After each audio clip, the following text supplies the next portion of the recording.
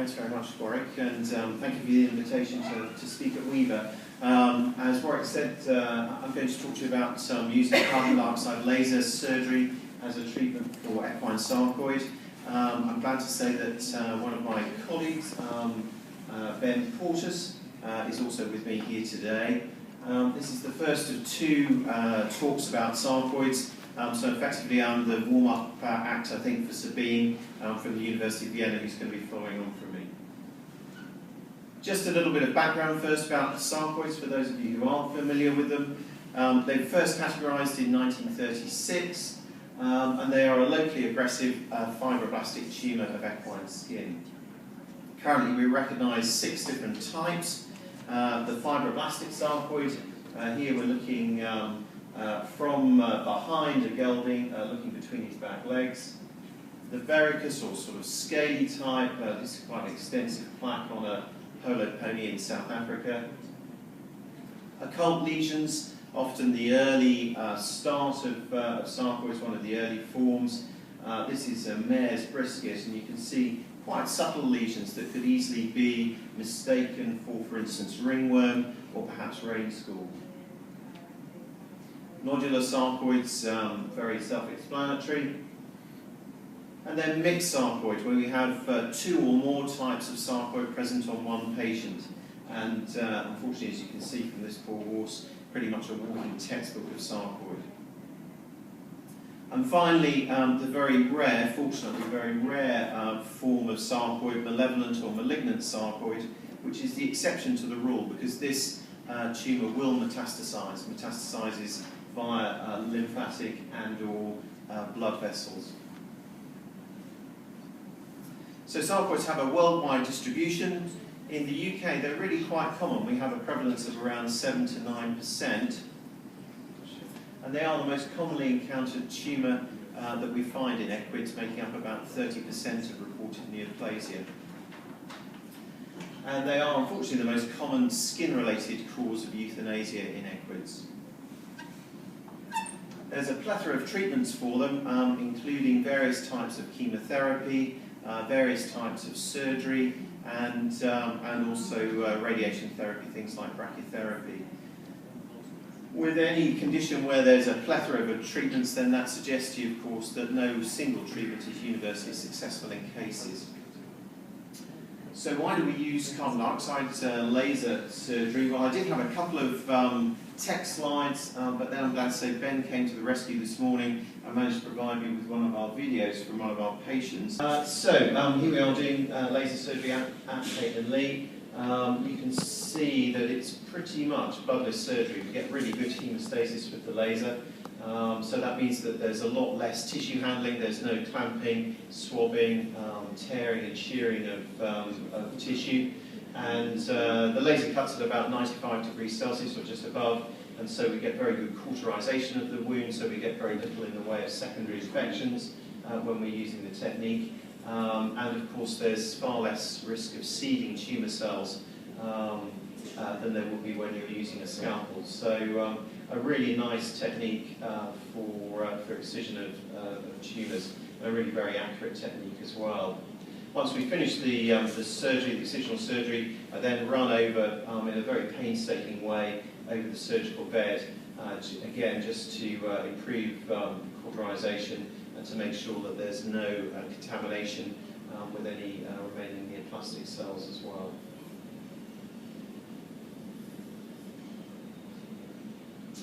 Okay, so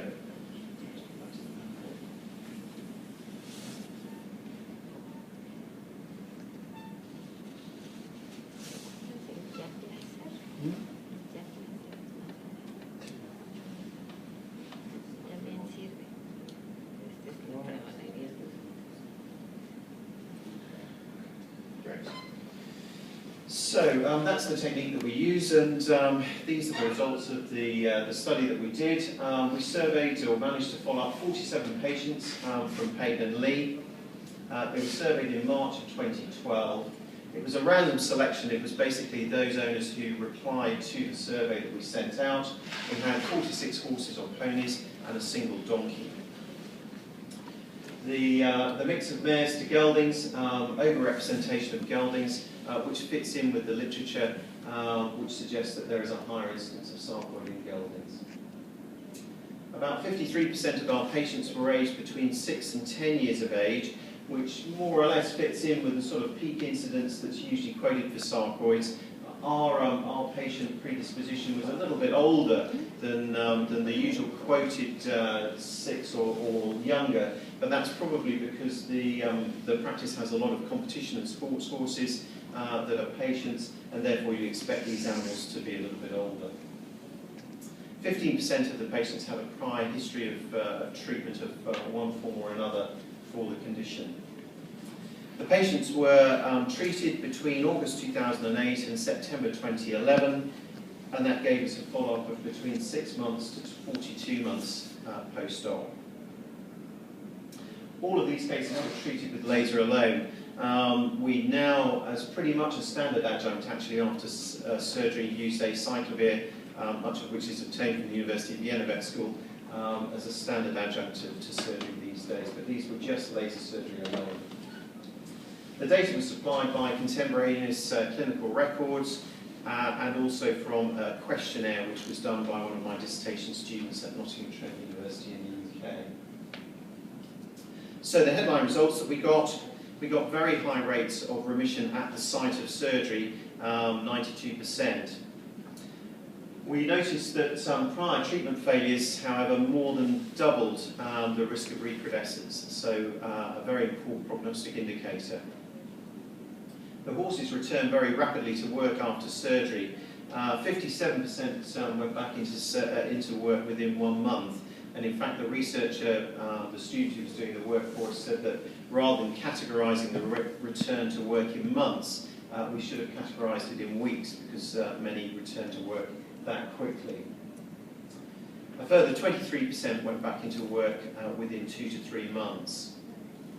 As you'd expect, perhaps when we're using a laser cutting at 95 degrees Celsius, we get very little in the way of secondary infections, and those that we did get responded to just short courses of potentiated sulfonamides. And this had very little influence on the return to work. We had high levels of client satisfaction. Not surprisingly, they corresponded quite closely to the remission rates that we got as well. 66% said they were very satisfied, and 21% said they were satisfied with the surgery. A little bit about recrudescence. It seemed to be quite evenly distributed post-op, which was something of a surprise. We saw recrudescence anything from 6 months to 42 months post-op. And so I think it's probably wise for us to talk to clients about their horses being in remission after treatment, rather than talking about a cure. And it's important, therefore, also that owners don't go away and no longer look for sarcoids. We always advise owners to be vigilant in the months and years after surgery to make sure that there are no signs of either recrudescence or new tumours appearing at other sites. We had an even distribution in recrudescence between mares and geldings, and the significant factors that we found that predisposed towards recrudescence were, as we said before, a history of prior treatment failure, which more than doubled the risk. And that suggests that really we need to be using the most appropriate and the most aggressive therapy first time around, because otherwise we're going to be prejudicing future treatments. And also animals which presented with multiple sarcoids were also at a higher risk of recrudescence. And that might suggest, for instance, that these animals perhaps had a particularly aggressive type of sarcoid, or possibly a very aggressive subtype of bovine papillomavirus underlying the etiology in these patients. As I say, we had 87% of owners who were satisfied. This seemed to be unrelated to whether scarring occurred. We had scarring of some kind occurring in around 45% of cases. And obviously the scarring was correlated to the size of the tumour and also the anatomical side that we had. So something like this over the shoulder, where there's not a lot of spare skin, and something of this size, this weighed about, just tipping the scales, about 400 grams. you would expect that this is going to leave some scarring. Here we are, I think, 3 months after the surgery, but the client's delighted with the result and no recrudescence after the surgery. At a site like this, though, although the patient might disagree with us that there's plenty of spare skin at this site, there is. It's a very good vascular site as well. Here we are just 4 weeks after the surgery. Just a small scab to come away, but a really good cosmetic result. So I think it's very important to brief the owners carefully and to manage their expectations, depending, as I say, on the size of the tumour and the site where we're going to be doing surgery. Although it is reported in some of the literature out of the United States and from Canada, we've never had any instance of white hair regrowth coming back at the site of surgery. So 85% of the clients would recommend laser surgery for sarcoid treatment, and 70% of the clients thought that the treatment was value for money. Always a bit of a thorny issue, of course, with owners. It obviously, again, had a very strong correlation with recrudescence, and again, this points out the fact that it's very important, I think, to manage owners' expectations. For instance, if they're presenting with a history of multiple treatment failures behind them, or alternatively, the horse is absolutely riddled with lesions.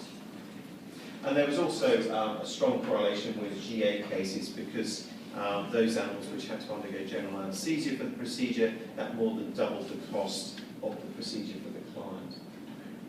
So in summary, carbon dioxide laser surgery offers very good remission rates, over 90% at the site of surgery. Those complications from the surgery were minimal and easily resolved. The significant prognostic indicators that we found during the study were a history of prior treatment failure, which more than doubled the risk of recrudescence, and those patients presented with multiple lesions. Just like to thank, first of all, Ben and his partners and staff at Payton and Lee, where we did the study, and also Nottingham Trent University, where I'm a visiting fellow, and particularly Caris Clarkson, who did the survey work for me. Thank you. Any questions? Very good.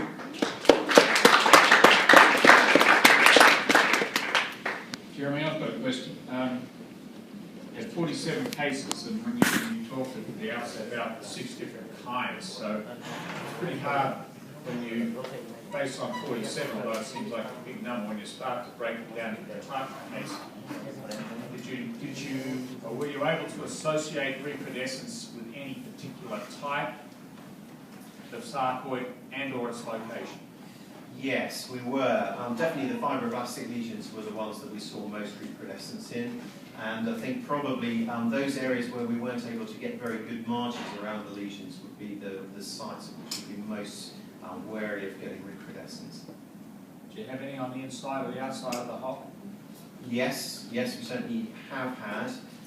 Generally, actually, remission rates have been good at that side. You have more luck than I used to have. That's good. Joe? Did you try to do this where, like in periocular sarcoids, where you probably can't remove the whole sarcoid? Did you try there? Yes, we have. In fact, last year at Beaver Congress, I presented a paper about using carbon dioxide laser surgery in conjunction with photodynamic therapy, and that's my choice really for those sites where we can't get a good margin around them, and that's really why I started using PDT as an adjunct here. Other questions?